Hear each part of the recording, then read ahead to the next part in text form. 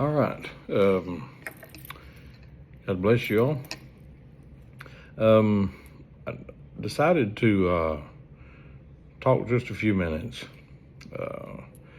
I've been ordering a couple baits here and there, getting ready for spring, and on a new style of bait that some of y'all seen me fish a little bit, and it's the Black Label Rock Hound. Very similar to popular little bait, rock crawler.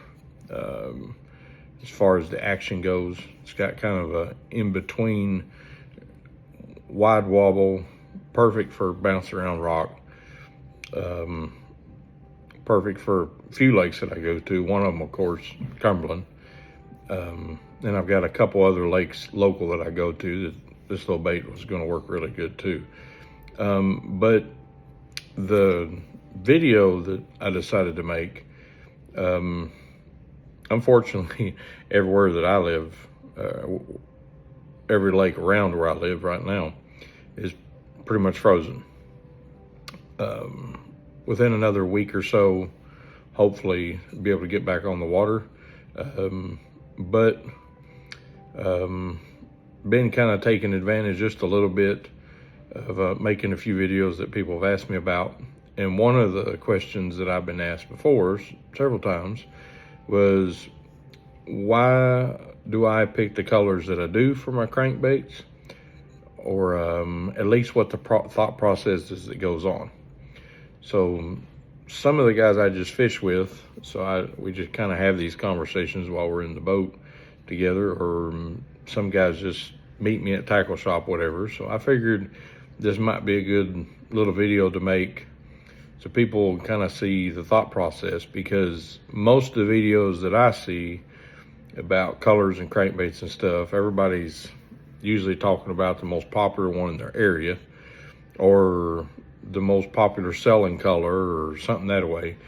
But you don't really see very many videos of people actually giving you their thought process behind, okay, well, why do you use this color at this lake, but then you go to the next lake and I see you using another color crankbait? What makes you change the color in order to get, and I have been very blessed to be pretty successful with crankbaits, especially in the last few years when I've been actually trying to put a little time into using them and got a little experience using them.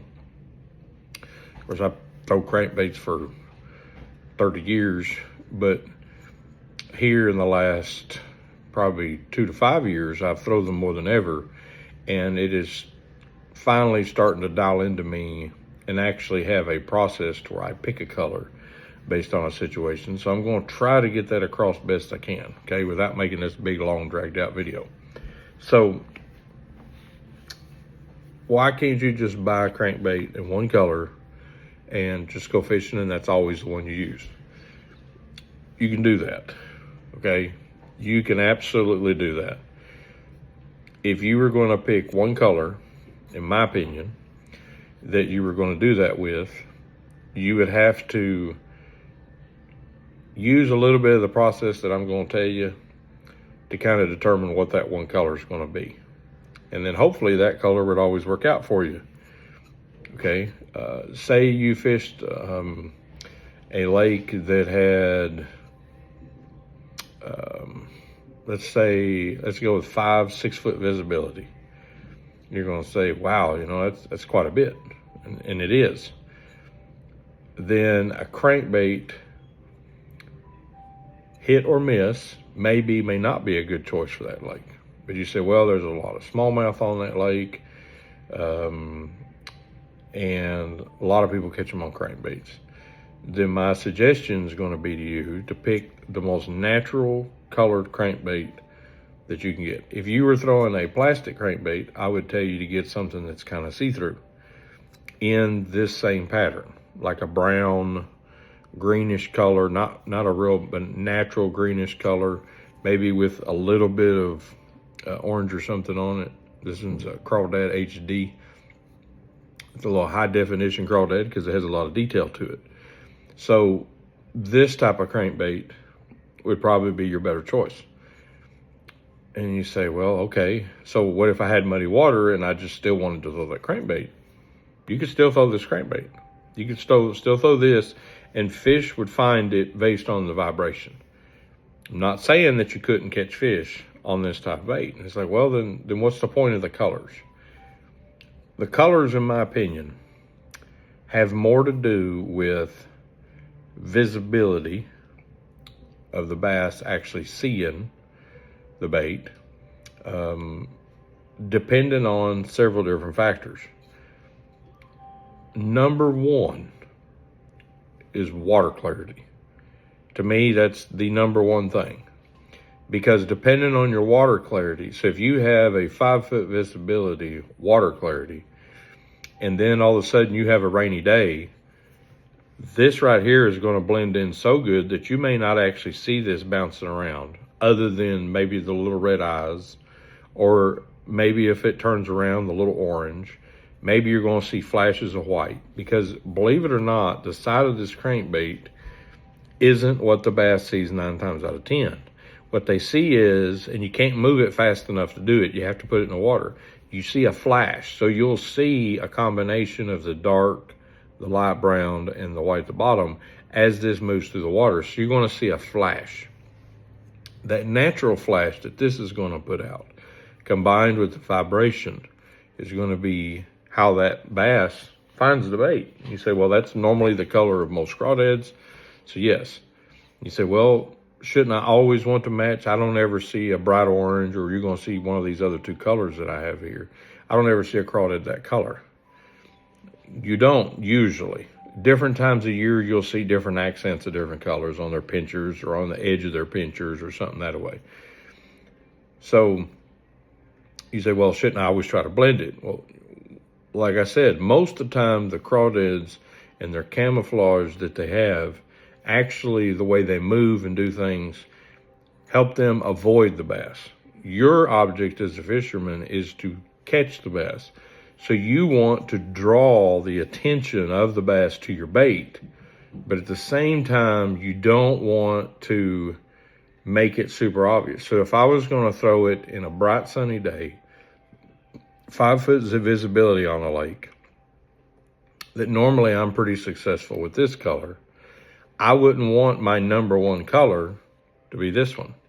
And you can see the difference. It still has a natural pattern to it. This still has a darker brownish back, but the brighter sides make this one stand out quite a bit more. Does that mean I can't get bites on this one? I can still get bit on this bait, even on clear water.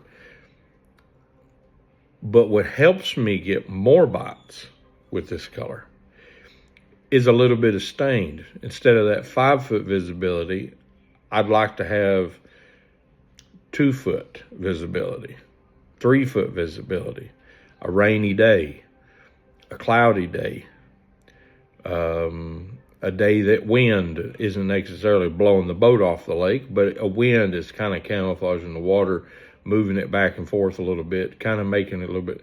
That's where this bait becomes even more successful. Why? Because this is going to have the same action that this does. They're the exact same bait. The only difference is the color. The color in this bait is going to be able to give those fish more ability to see it, to catch their attention. Whereas this one here, they may have to come up to where they're 2 or 3 foot from it, and then I get a bite. This one here, they may see it from 4 or 5 feet away because of the brighter color. They can see it bouncing through there. They know what's in their habitat, okay? Especially if they have better eyesight than we do, especially underwater. They know what's in their habitat. They can see it coming from a ways away. Depending on the water clarity, we're trying to help the bass find the bait, but we're also trying to deceive the bass in catching it. The bass isn't like us. A lot of times, and I've for years had people at nighttime that constantly tried to tell me, and I know people even go watch this video, and some people are just going to mention it. Man, I always throw a black and blue jig at nighttime, and I just do so much better. I'm like, well, that's interesting, because I've thrown a green pumpkin at nighttime, and I've done fairly well with it over the years. I've caught quite a few big fish. You've seen me throw a a brown jig in several different clarities of water. And it's like, well, what's your purpose? So why not do the same thing with a crankbait? A crankbait, you're moving it a little quicker. You're not letting it sit in one spot very much. A jig, when you throw it into a brush pile or something like that, you're going into that area to catch them. This right here, you're kind of covering water, you're bringing it along. Okay, so this camouflages its look. A jig doesn't camouflage its look. You need something that's a little more clear. And I use black and blues at times. You see them on my swim jigs a lot of times. I'll use in a little bit clear water sometimes if I'm trying to get it to look like a bluegill. I use that one Strike King swim jig that it has like a purple flash and it has a little bit of a, not quite a chartreuse, but close to it for the belly and orange for the throat and stuff like that. So sometimes I do that. But for the most part, I'm trying to imitate a crawfish or something inside their house, inside it. A crankbait doesn't do that a lot of times. A crankbait just bouncing around the rocks. So it's a lot more of a distance. A jig really isn't a distance bait. A jig is more of up in your face, so they get a better look at it. So you need something a little more natural, in my opinion, to get a bite from them. This, in order to draw a strike, you're trying to draw it a little bit further distance most of the time, okay? So then that's the reason between those two that I would choose one. So technically, if you wanted to ask me, okay, what is your favorite crankbait? My first question is going to have to be to you, okay, where am I fishing? Because in one lake, this crankbait might be my favorite because it has a little more dirtier water most of the time. Another lake, this one may be my favorite because this one I use in lakes that's a little clearer most of the time. You say, well, what do you do then in the springtime when it's super muddy? Well, when it's super muddy, I could actually use this most of the time and I'd be fine. But it's just a fact that in the springtime, something that has a little bit of red to it, or orange, which this one has a little more red to the top of it. This one has red on the side, and then it kind of blends over into that chartreuse and orange belly and has a little bit of brown, blue on the tops with some brown. This one here tends to be, which that's the name of it, spring crawl. This one here tends to be my go-to color a lot of times that has some type of red in the springtime. Doesn't mean I don't throw it in the summer. Doesn't mean I don't throw it still in the fall. But especially in the springtime, I'll throw something that has a little bit of red on it. A lot of times you're lucky to have 6 inches visibility because there's so much mud. Can they still see this color through it? Honestly, I don't know. I'm not a bass. But I know that if I'm sitting there reeling a bait through the water, I don't see this very well coming through that spot. It looks just like a blob. Even this bright chartreuse a lot of times, I can see it a little bit, but it really doesn't stand out. This color here, to me, this style of color, tends to be more visible to me from what little bit I can see in muddy water. So I can see where this draws a little more attention. The truth is, it's coming through those rocks at a steady pace. Do they really pay attention to it? I don't know. But I do know that around that dirtier water, just about anybody I know that bass fishes, and I've had the same experiences, those darker colors seem to do a lot better. Now, I've also seen, contrary to that and opposite of this, like those 1.5s, I've seen them pure white. I've seen times where I fished a solid white, and I think a lot of that has to do with that shad, because they kind of see that just white go past them and they just automatically grab it and it's a shad. But a lot of times when I'm using these in particular, then I'm after a crawdad bite. I'm after something that looks kind of crawfishy. But anyway, when I was ordering me some of these, and there's all kinds of colors, okay? That's one thing about Black Label. They have plenty of different colors, and a lot of the bait manufacturers do anymore. You're like, well, how do I pick myself just a few of them? That is how I've gained confidence personally in the colors. I want something that's kind of natural for those clear days. I want something that I can fish in a little bit of stained water. It's kind of a little bit brighter for those days that it's kind of hard for it's just cloudy or rainy, or I'm just trying to get, I want them to see the bite. And then when it gets into those muddier spring times, then this is the kind of go. So those three are a lot of times my foundation to a lot of the baits that I use as far as crawdad. Now these are crawdad imitators. If I was going to go the route of more shad imitators, then that's a whole different setup of colors. But I didn't want to make this video long. I figured I'd just give you a little bit of an idea into my process, the way I think and stuff about. Thank you all very much for all the comments everybody makes. Thank you very much for sharing. Appreciate everybody. I've had a little bit of setback here the last couple of weeks, but good Lord's took care of me. My health hasn't really been the best, but I am starting to get a little better.